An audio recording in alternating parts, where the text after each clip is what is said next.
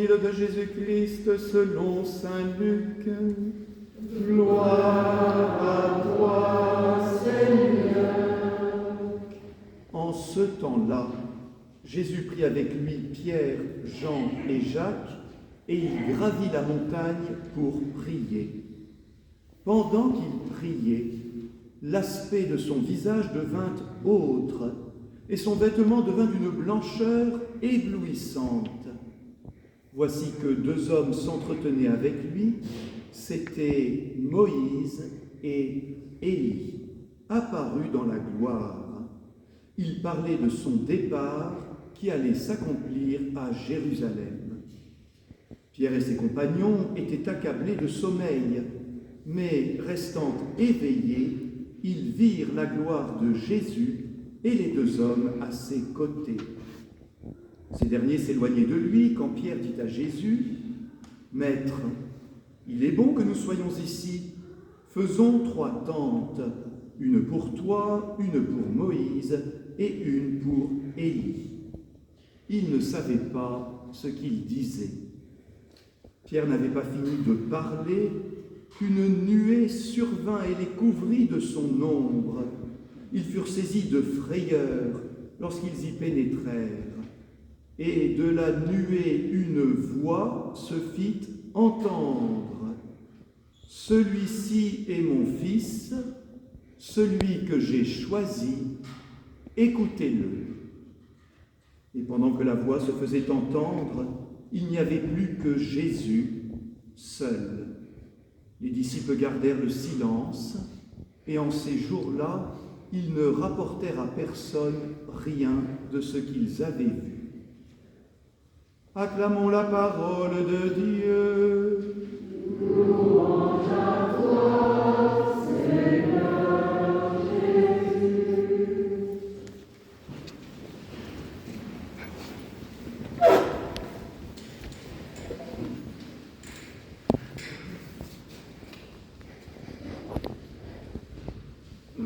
Alors les apôtres ne savent plus à quel saint se vouer. Ils sont quand même bien déboussolés au début de cet évangile. Pourquoi ? Parce que juste avant ce qu'on vient de raconter, Jésus avait dit aux disciples : « Pour vous, qui suis-je » Et Pierre avait dit, le premier : « Tu es le Messie, tu es le Christ. » Donc ça y est, il avait reconnu que Jésus est vraiment le Sauveur, l'envoyé de Dieu. Alors c'est génial, ça y est, on y est. Et tout de suite après, Jésus leur annonce que oui, il est le Messie, mais qu'il va monter à Jérusalem, souffrir, être arrêté, être condamné injustement, être mis à mort sur la croix, mourir et ressusciter. Alors là, les apôtres, c'est patatras, c'est la catastrophe. Ils ne comprennent rien. Comment est-il possible que le Messie, l'envoyé de Dieu, puisse souffrir, être mis à mort et puis ressusciter? Ils n'ont pas trop compris. Donc ils sont vraiment déboussolés. Alors vous savez, quand on est déboussolé, quand on a des doutes, quand on se pose des questions, quand on ne sait plus où on en est dans la foi, eh bien Dieu ne nous laisse pas tomber. Et peut-être que c'est spécialement parce que Pierre, Jean et Jacques étaient particulièrement déboussolés, eh bien qu'ils vont avoir droit à quelque chose de spécial. Ils vont être gratifiés, ils vont avoir comme cadeau une vision très particulière. Alors Jésus les entraîne, eux trois, Pierre, Jean et Jacques, sur une montagne. Alors ça, c'est pas juste pour faire du tourisme. C'est pas juste parce que c'est plus joli en haut d'une montagne. Dans la Bible, la montagne, c'est toujours le lieu où Dieu va se montrer. Au désert, Moïse est monté sur la montagne qui s'appelle le Sinaï. Et c'est là qu'il a reçu les 10 commandements. Et le prophète Élie, dont on va reparler dans un instant, un des grands prophètes de l'Ancien Testament, c'est aussi sur cette montagne, le Sinaï, que Dieu s'est montré à lui et l'a réconforté.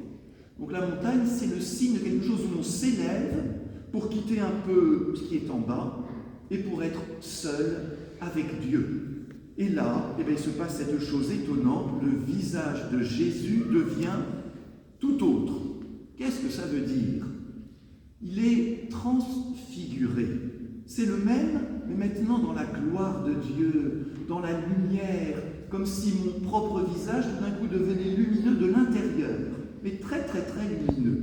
Et tout son vêtement aussi devient d'une blancheur éblouissante. Alors vous voyez, le visage, la figure de Jésus, elle peut être transformée dans deux directions. La première, quand Jésus dit « je vais souffrir sur la croix », vous savez, sur la croix, c'est une très grande souffrance physique, le visage est comme défiguré. Vous savez ce que ça veut dire, défiguré, très abîmé. Eh bien, aujourd'hui, le visage de Jésus est transfiguré. Eh bien, c'est le même Jésus qui, à un moment de sa vie, va être défiguré, quand il donnera sa vie sur la croix, et le même Jésus qui, dans la gloire de Dieu, est transfiguré. Mais Jésus ne reste pas seul. Dans la vision, Pierre, Jean et Jacques voient deux personnages, pourtant a priori qui sont morts depuis longtemps, Moïse et le prophète Élie, qui discutent avec Jésus. Alors ça, c'est étonnant. On croyait qu'ils étaient morts, et en fait, déjà, ils sont dans la gloire de Dieu, et ils regardent Jésus.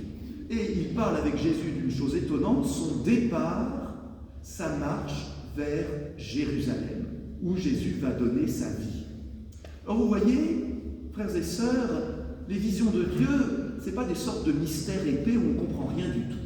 Si Dieu nous gratifie d'un événement particulier, c'est pour nous faire comprendre des choses. Et en fait, cette vision est très explicative. Qu'est-ce que ça veut dire ?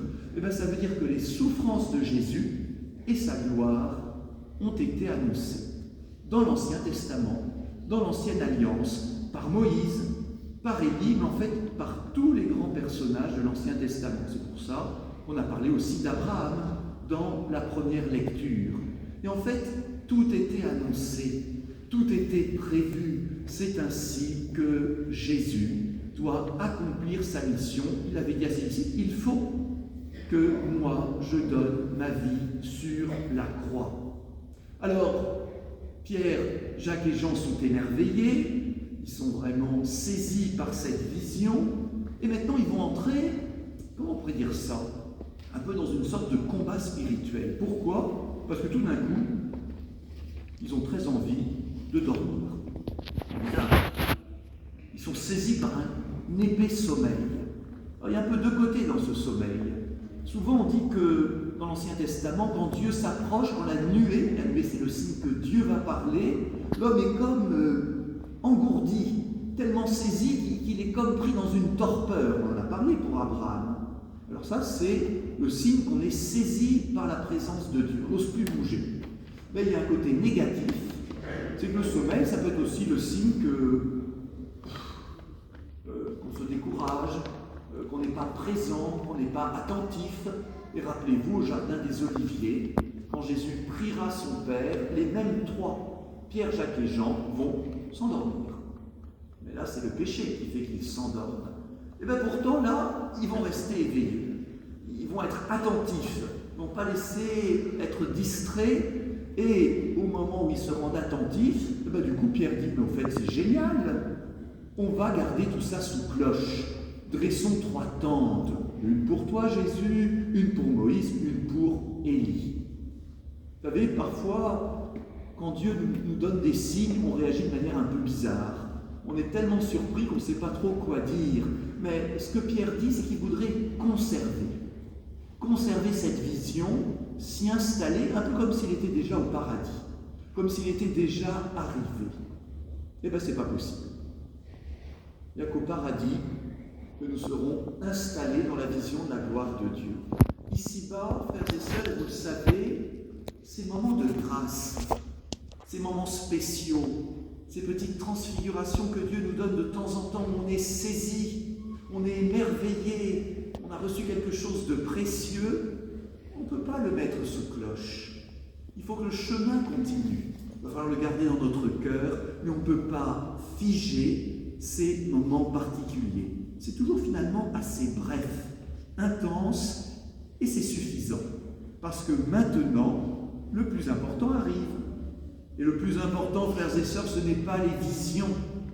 L'important maintenant, c'est Dieu qui, dans la nuée, vient parler. Celui-ci est mon fils, celui que j'ai choisi. Écoutez-le. Écoutez-le. Vous voyez, frères et sœurs, ce qui nous fait connaître Jésus, ce n'est pas d'abord des visions. D'abord, on pourrait dire, ah ben, moi, monsieur, j'en ai pas eu. Je rappelle qu'il n'y a que Pierre, Jacques et Jean qui montent. Où sont les autres apôtres? Ben, Jésus ne les a pas pris avec lui. Alors, il pourrait dire, ah, mais c'est injuste. Vous, Pierre, Jacques et Jean, vous avez eu droit à une vision, et moi, j'y ai pas eu droit. Alors, ça ne va pas. Mais non, la parole de Dieu est pour tous. Écoutez, mon fils bien-aimé, tout ce que j'ai voulu vous dire, Jésus vous l'a dit. Tout l'amour que j'ai voulu vous transmettre, Jésus vous l'a transmis. Toute la présence de Dieu, c'est aujourd'hui la présence de Jésus. Alors, je fais une petite parenthèse. Je vise personne en particulier et tout le monde en général, mais attention, nous les catholiques, on est parfois tellement confis en apparitions, en miracles, en signes, en visions. Dès qu'il y a quelqu'un qui prétend avoir eu une vision, on s'y précipite. Mais l'évangile n'arrive pas à la vision. L'évangile, il arrive à la parole. Écoutez-le. Et je crois savoir que tout le monde a une Bible chez lui. Donc même si vous n'avez pas eu de vision, vous avez tout ce qu'il vous faut. Vous avez la parole de Dieu. Et à la messe, est-ce que le Seigneur Jésus ne va pas se montrer d'une manière particulière quand le pain et le vin vont être transformés en son corps et son sang? Vous savez, frères et sœurs, au moment de l'élévation, c'est une sorte de petite transfiguration. Simplement, il ne faut pas qu'on dorme. Il ne faut pas qu'on soit dans la torpeur. Il faut qu'on soit éveillé et en même temps, après, le Seigneur va venir nous nourrir et en quelque sorte va disparaître en nous. Vous voyez, même à la messe, le moment de la consécration, il est passager. On ne peut pas le figer. Ce n'est pas le moment de l'adoration. À d'autres moments, on prendra un temps plus long d'adoration. Là, le Seigneur se montre, on regarde, on est saisi, et après, le Seigneur va venir en nos cœurs quand nous viendrons soit communier, soit être bénis. Alors voilà, maintenant, Pierre, Jacques et Jean se réveillent complètement, et il n'y a plus que Jésus. Seuls Moïse, Élie, on ne les voit plus. Le visage de Jésus est redevenu son visage habituel. Mais les apôtres ont compris. Ils ont compris que ce même Jésus qui donnera sa vie sur la croix est bien leur Seigneur, est bien le Fils de Dieu, est bien la présence de Dieu. Et donc il y a dans leur cœur un puissant encouragement. Et maintenant, ils vont suivre Jésus jusqu'à Jérusalem. Alors, frères et sœurs, Jésus entraîne les disciples, je termine brièvement par là.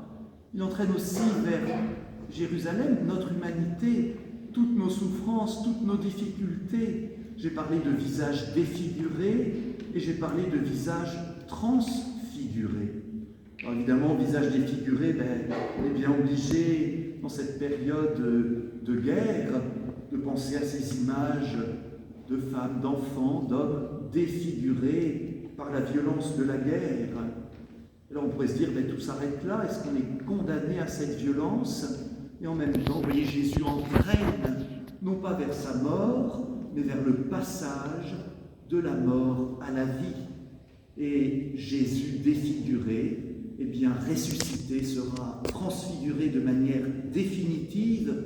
Et donc dans nos vies, il y a aussi sans cesse ces petits passages de la mort à la vie, d'un moment où on est comme défiguré, déprimé, angoissé, fatigué, découragé, et tout d'un coup le Seigneur vient nous donner un signe, et on est transformé, et on redevient vivant et lumineux. Frères et sœurs, c'est aussi ce qui arrivera pour le peuple d'Ukraine et pour les autres peuples en guerre.